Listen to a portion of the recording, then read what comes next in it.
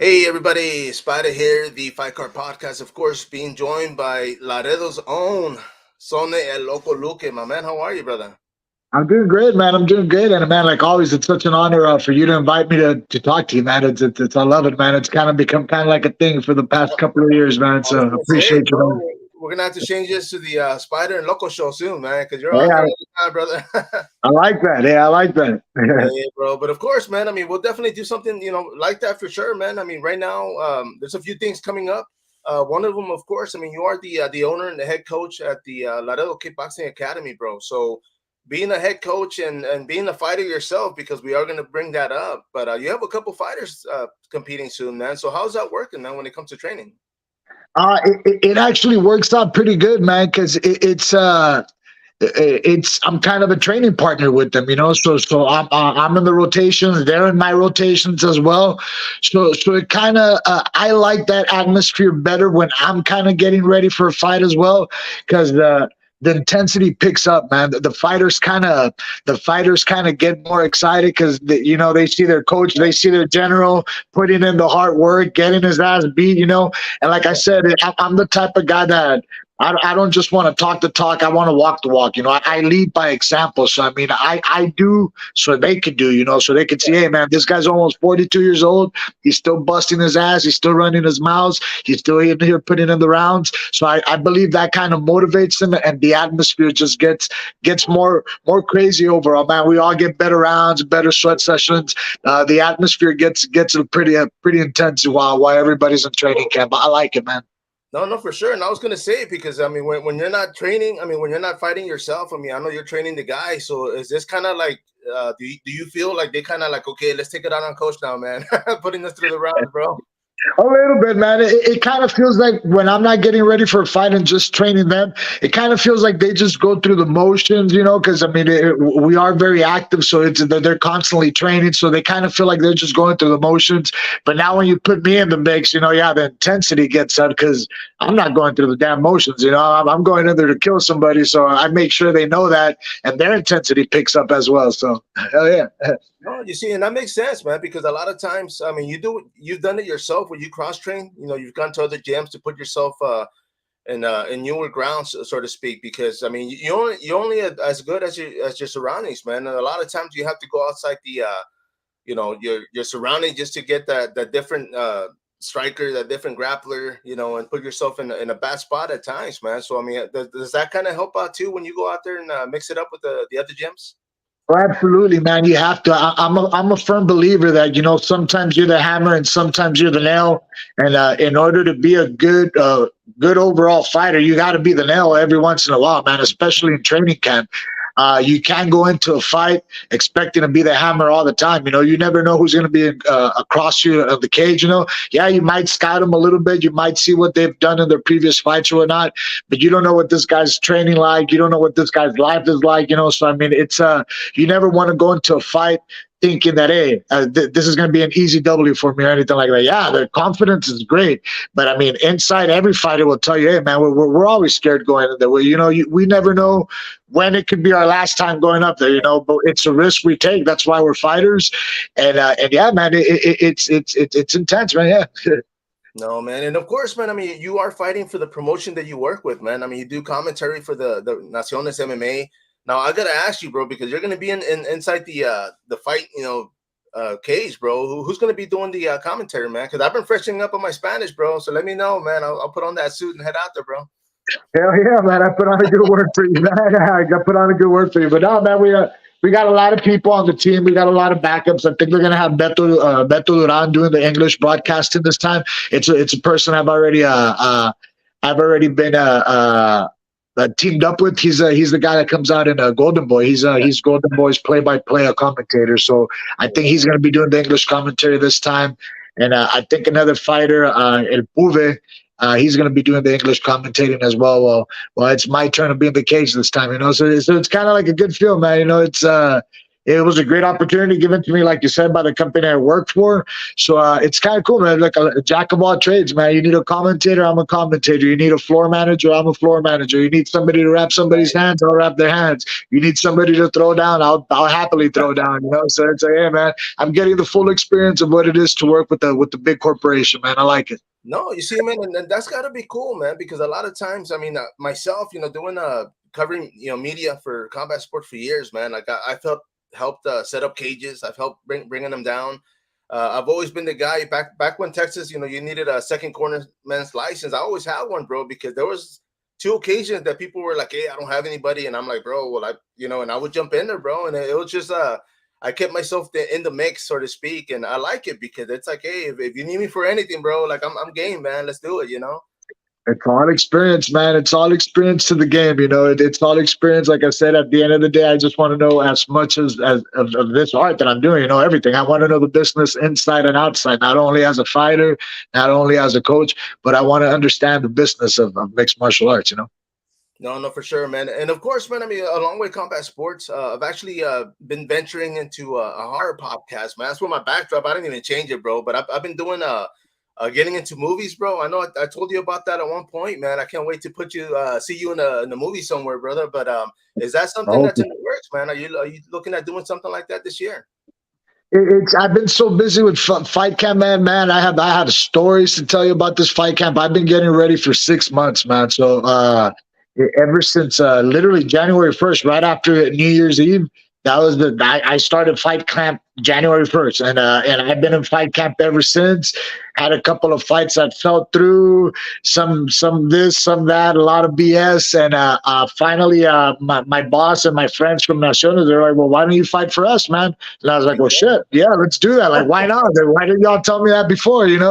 So thank God that they gave me the fight, and everything got settled out, got worked out for the best, man. But might be fighting on the zone now, So I mean, everything worked out for the best. It's just again, man, I'm about to be 42 in a couple of weeks, man, and training for a mixed martial arts fight for that long, it's a little taxing on the body. I'm smart. It's again the experience. You train smart. We don't train crazy anymore. We train smart, but still, it's training for 6 months.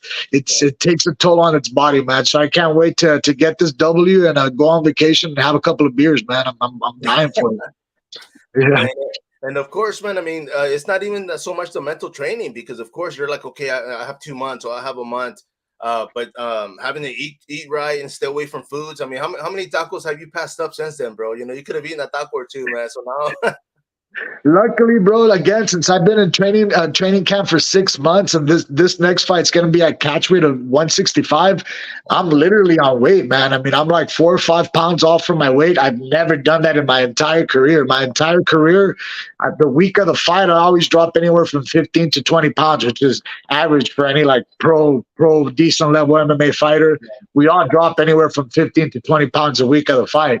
So the fact that I've been like 6, 7, 4 pounds off my fight weight through like the last couple of months, man, it's crazy. So that's allowed me a little wiggle room to have my tacos when I want to. Of course, everything in moderate. I gotta have one or two. I can't have the 5 I normally have.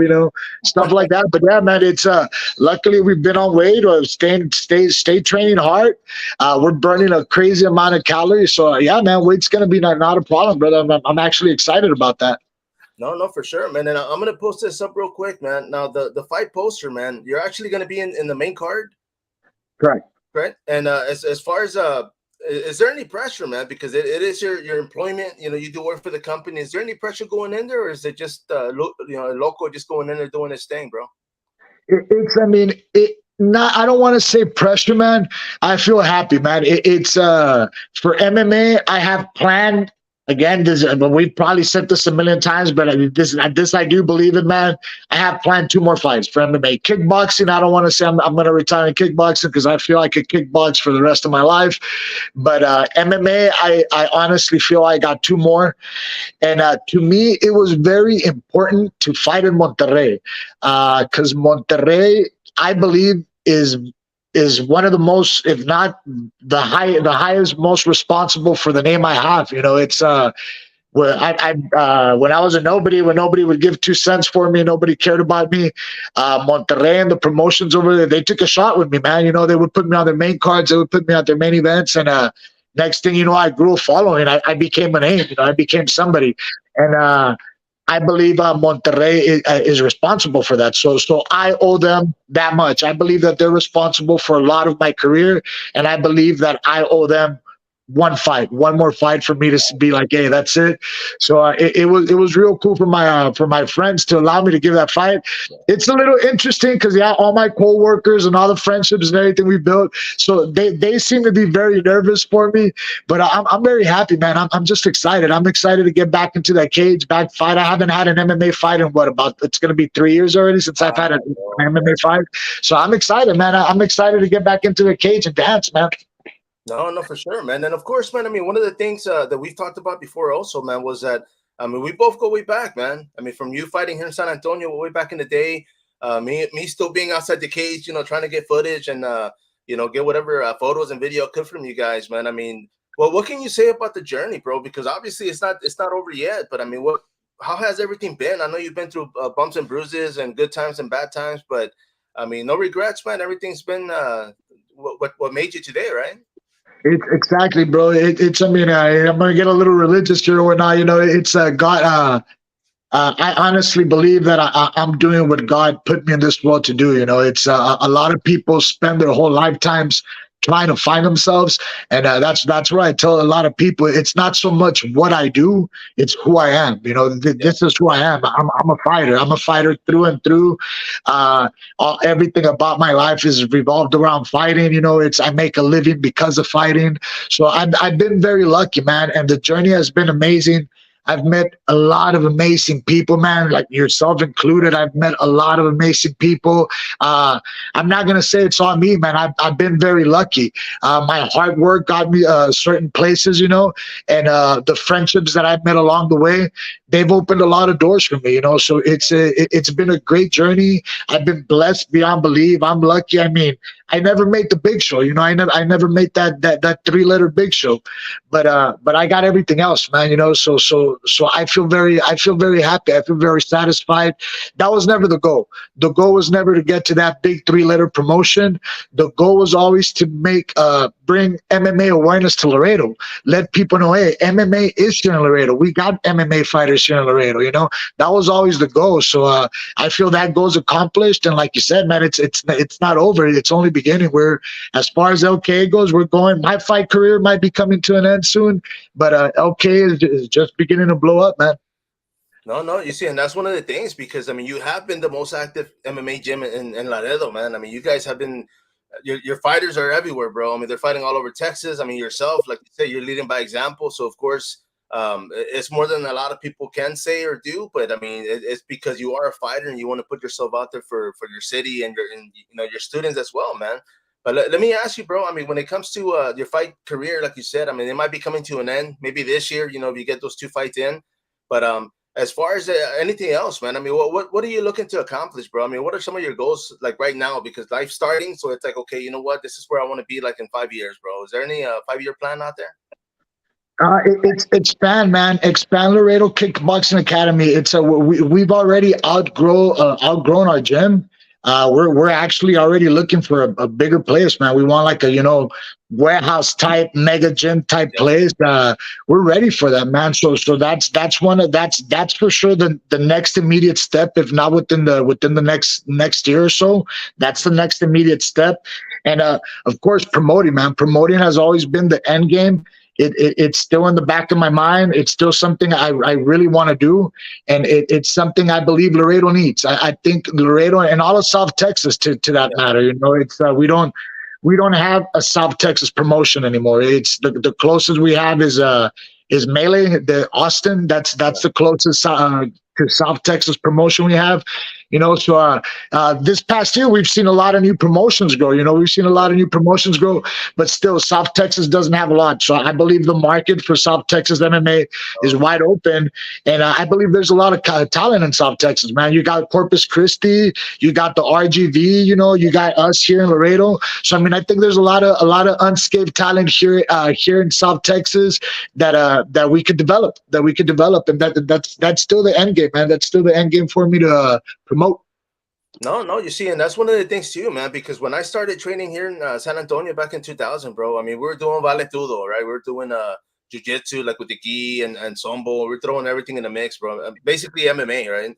But for us, like, yeah, every time we go to South Texas, back in the day, we had like Talent Challenge that was out there, battle at the battle at the mat. I think it was in Corpus Christi. Just some of these events with no ring, no cage. It was just on wrestling mats and pancrase, man. I mean, open hand strikes. But it's been a long journey, man. But yeah, South Texas has been they've been without a promotion for too long, bro. I mean, the bodies are there. I mean, you guys could easily fill up a card with just the gyms that are out there right now, and so I mean, if you lead that, then that'd be great, man. But I mean, definitely somebody needs to, and it needs it, man, because from there, I mean, you can bring guys from San Antonio, Central Texas down there. You can bring guys from up north down there. Let them drive 3-4 hours to go fight, right? Of course, that's the plan, man. Because yeah, we're always a visitor, man. So it'd be nice to be the home team this time, Man. And of course, man, that's my other question, bro. Because you travel to these fights, man. I mean, when it comes to Mexico, it's right next door. You're in Laredo, but how far in is it? I mean, how many hours do you drive out there? To Monterrey, fortunately, bro, it's not that far. It's the same as going from Laredo to San Antonio. You're just going south. Instead of going north, you're going south. It's about an hour and a half to 2 hours, depending on how fast you drive. So it's really not that far. It is. I am very lucky when the fights are in Monterrey, but sometimes they send us to Tijuana and all that. Luckily, they fly us over there, so we don't have to worry about all that. So yeah. And I was gonna say too, because people think Mexico, but I mean Mexico hits California, bro. So it's a big, it's a big area, man. It's not just next door. Exactly. And man, and when it comes to Naciones MMA, I mean, of course they are based out of Mexico, bro. But are they looking to travel with that? Do you know anything about that? Well, yeah, man, we've done already 2 shows in Colombia. We've done 1 show in Ecuador. We're scheduled to go to Argentina in September.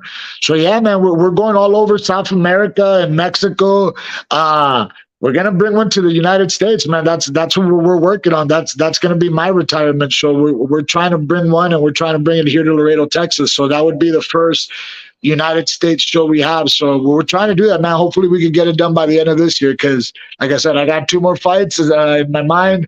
One is the one I owe to Monterrey, and the other one's the one I owe to my people here in my hometown, man. Damn, that's actually pretty dope, man. I mean, if it does happen, what weight class are you thinking, man? And is it going to be just MMA?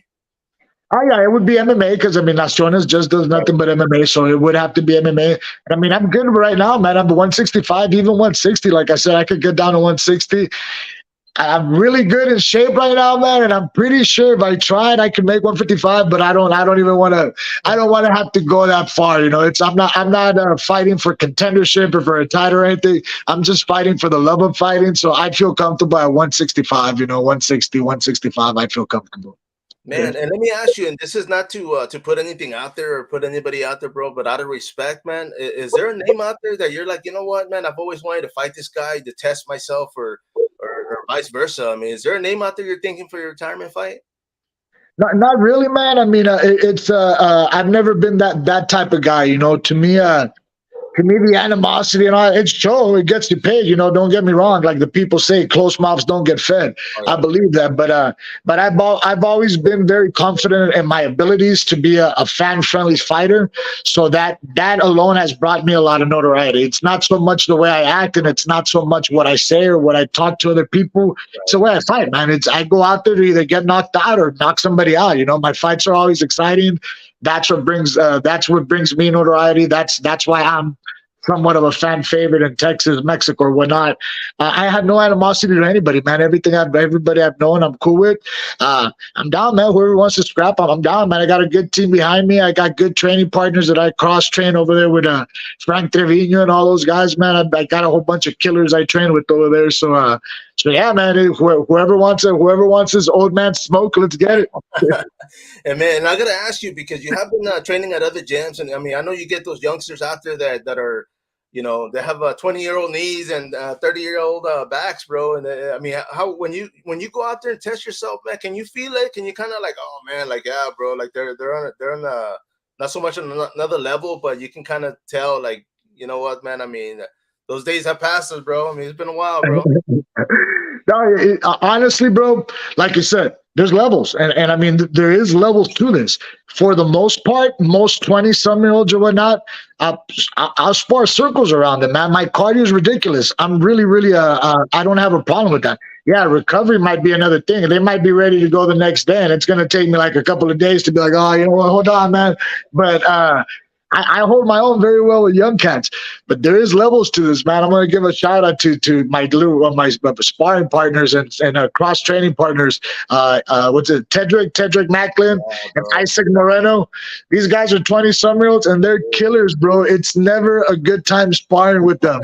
So like I say, there's levels to this, man. There's some 20-year-olds, I'll spar circles around them. Some 20-year-olds, this is not very exciting to play with, man. So, yeah, shout out to those two guys, man. They're doing big things, and I can't wait to see them on the big show, man.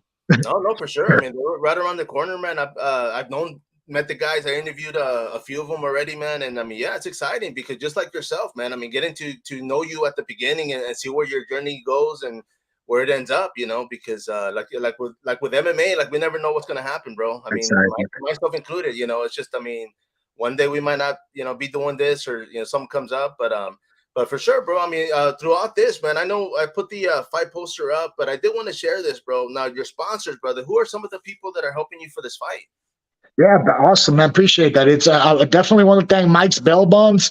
I want to thank Mr. Terry Rodriguez. I want to thank MedPoint Urgent Care Center, the Goat Brand, the Lady Barber, Wronged, Texas, man. If y'all need a lawyer, Wronged, Texas, those guys are the guys to call, man. Buddha Nutrition, who's been with me since day one. Rocks Fitness, who's been also with me since day one. Bugbusters and Alpha Wolf Apparel, man. It's these guys have been Gorillas Boxing Gym, man. Those are the guys I've been working my boxing with. I want to also give a shout out to them, man. Bugbusters, all these guys. Danny's Optical, all of the sponsors, man. You guys have been a huge help. You guys make training camp possible, man, and it's so much easier to have so much support behind me, especially at this age, man. It's so much easier to have all this support behind me. Thank you guys so much. No, for sure, man. And that's why I wanted to put them up there, man, because throughout the year, that's one of the things that has helped the fighter throughout the career, man, because, of course, traveling from physical to nutrition, I mean, everything costs money, and trying to get those wins, man, it definitely helps lay off some of the pressure, right? Absolutely, man. It takes a huge weight off his shoulders. It's fighting is a poor man's sport, but it is not cheap by any means, man. It is not cheap. You got your medicals, you got your equipment, you got your diets, you got your gym fees. You got when you're at the pro level, you got to pay you got to pay your managers, you got to pay your team, you got to pay your corners. So yeah, man. It's a poor man's sport because it's usually just poor people that are fighting, but it's not cheap at all, man. It's not cheap at all. So they make it very possible for me to fight. No, for sure, brother. And of course, man, I wanted to make this short and sweet. Maybe we kind of went over a little bit, but I mean, it's been a great conversation, bro. I did want to put the fight poster up, man, because of course, it's going to be Naciones MMA, of course, is happening 30 de junio, right? That's June 30th. Yeah. It's going to be in Monterrey. And of course, man, I mean, for those that haven't been watching, bro, for those that have been missing out, where can they watch this on? Yeah, man, it's going to be televised worldwide, man, on the Zone. So if you guys have the Zone app, y'all can watch it there, man. It's going to be June 30th on the Zone app. Y'all can watch it. If you don't have the Zone app, download it, man. I think it's like $20 or something like that. Not only do you get to watch the Naciones fights, you get to watch me commentate every time there's a Naciones fight when I'm not fighting, and all the Canelo fights, all the great boxing fights, man. That they've been coming up on the Zone, So you get yourself a good little deal for signing up to the Zone. So June 30th on the Zone. I'll be fighting. I'm the featured fight, so that's the fight right before the co-main event, man. I'm on the main card, so yeah, man. Expect all of y'all to be watching and show some support, man. Appreciate that. No, for sure, man. I downloaded that bad boy, man. And yeah, you definitely get your money's worth, man. I mean, there's a few apps out there that deliver, and that's one of them. So for those out there, definitely download it, bro. Awesome. Hell yeah. And then I appreciate you, man, as always, jumping on here, bro. And I hope, I mean, we're going to go ahead and zone this off real quick. I mean, of course, anybody else you want to thank before we wrap this up, bro? I know, man. We got everybody. Again, I want to. The only person that I've missed is my wife. I needed to make sure I thank my wife. She puts up through all these fight camps, man. So it's. I can't wait to also take on vacation, man. She deserves a vacation as much as me, man. So yeah. I want to give a big shout out to my wife and thank you for putting up with me. And I love you, babe. Well, man, definitely appreciate that, bro. For everybody out there, of course, man, make sure and tune in. This is going to be for Naciones MMA, June 30th. For everybody else, of course, this is Spider, Sonny, El Loco, Luque, the Fight Card Podcast. Till next time, follow up.